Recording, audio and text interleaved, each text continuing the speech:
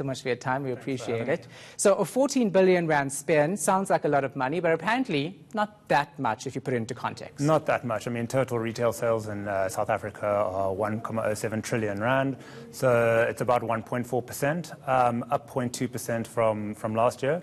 So although online sales are growing at 25% year on year, in relative terms, it's basically 0.2% up. I think, looking at total retail growth of 7%, it's basically 70 billion rand. Yeah. But online is making up 3% of that. So it is substantial and it is growing, but it's still a drop in the ocean. Yeah. So why is online shopping not as attractive to South African shoppers? So I think it's all of our many problems that we've heard before. We heard it previously in the previous segment. People being unbanked. We've got lots of logistical issues.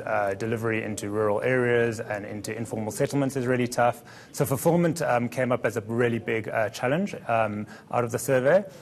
And that really tends to be a problem, but I also think it tends to be an underinvestment by the big players. Yeah, well, talking about big players, you had Superbalist and Spree merging, showing the market is lucrative.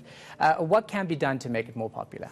Yeah, I mean, Spree and Superbalist, it's still owned by Takealot, which is probably is the biggest player in the country. I think really it is about building trust with the consumers. I think that's a really, really big issue at the moment. People still don't trust online as much as they used to. They don't trust whether their goods are going to be delivered. So I think creating as little friction as possible and building trust will see online sales grow further. Yeah. Now, you obviously did research on what's popular, what's not popular. Yep. Tell us about the fastest growing online sectors. So apparel is definitely the fastest growing.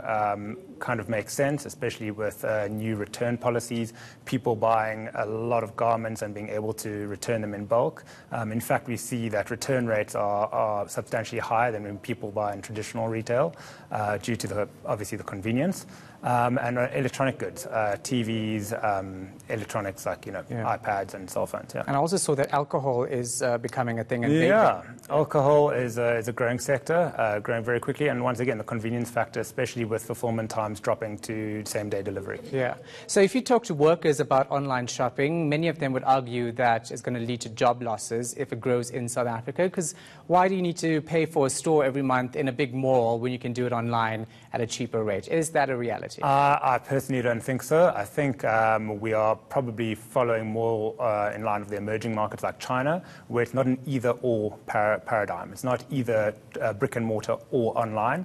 It's actually uni-channel, where it's so tightly integrated that it doesn't matter where you shop. It'll be both in the physical and online world. Yeah. So I don't think it's going to create job losses. In fact, I think it's going to create more jobs, especially around logistics and fulfillment. Any research done on the feeling from South Africans about online shopping? What specifically, is so negative about it, or has it just not caught on just yet? Which is it? So we didn't do any consumer research, just to be open. But as I said before, I think it tends to be a trust issue. I think a lot of people don't have access. We've got a small amount of people who have access to credit cards. Compared to our total population, of course, fairly low disposable income, but it really is a cultural element of trust. Yeah. And that's why I kept on harping on about trust earlier. Yeah. It's to really invest in making these experiences as frictionless as possible, because there is no mandate, and people, unfortunately, we do have high online fraud rates. So where do we actually see this industry grow in South Africa, if at all? I think it will continue to grow about 20 to 25% year on year off its current base. It might slow down a little bit, but I think in overall it'll ramp up, because traditional sales are growing at inflationary rates. And if the big players, especially the big retailers, really want to start making a move and tapping into new markets, they're going to have to become uni-channel. Yeah, and does it become more popular when you get into festive season, when people are spending money wild? And we'll talk about that later. Yeah, well, I mean, I guess obviously with Black Friday and those sorts of things, it can definitely affect sales. So yes, and we've taken that into account in the 14 billion projected spend for the year.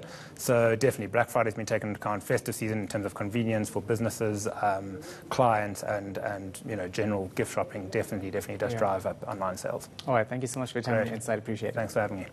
That was Platinum Seeds Director Bradley Elliott.